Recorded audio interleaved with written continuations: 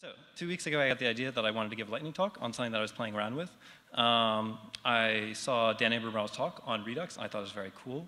And of course, I saw his dev tools, which I thought were really interesting, which led to this really interesting idea of maybe, you've heard about Redux today, maybe being able to capture all these actions and make use of them has some interesting possibilities that are like legitimate to use in an application. So what I wanted to play around with was what happens when you basically always produce your state from your actions. And of course, I then had to do the obligatory to-do app. So that's what I did.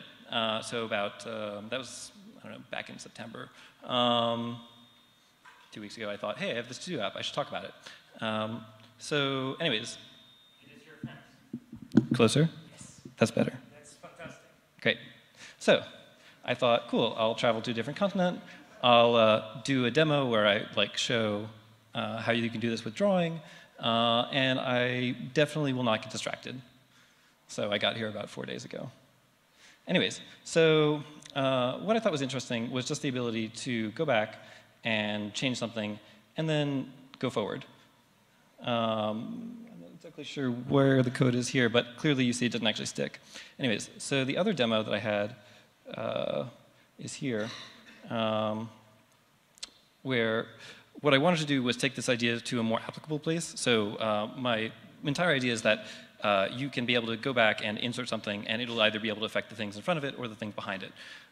So the actual state that your application in, this actual state that your application is in is determined pretty much at any point in time, which allows for a few things. That if you saw the Circle C article about a year ago,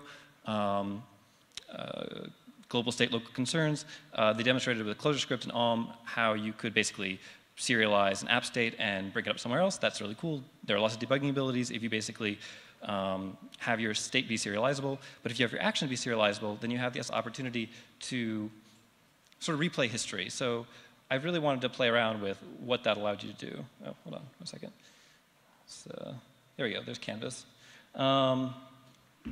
So unfortunately, there were a lot of things that I tried to do here which I was not particularly capable of, such as a lot of time with Canvas. Anyways, so what I wanted to show was just the ability to do some arrays that was more interesting than just a to-do app. But what I'm hoping to ultimately show with this is, oh, no? Okay, well, what I was hoping to show with this is that there's a real opportunity to basically take this action pattern and take advantage of it to either send that information back to the server or simply allow you to enter into very different application states that would have been complicated before but are easy when you can simply change how you were routed there in the first place. So it's the ability, and it's ultimately fairly cheap. There's only one problem, which is basically when you have to do any async work, because that's naturally side effecting. So I have another version of this to-do app that has a login, which, anyways, I don't have a link for that. But there are ways around that, but there's just a lot of interesting opportunities that you have once you can move from one place to another and begin to, I guess, change what you have. Let's see. Does this code work? Is it working right now? Yeah, cool. It works. It says watch Evan. That's me. So it's not a practical, it's not like a very useful UI feature in a to-do app. Who the hell wants to go back and change something like that? But I think that there are a lot of opportunities where actually just the ability to change the course that you took to get there has opportunities. I think that's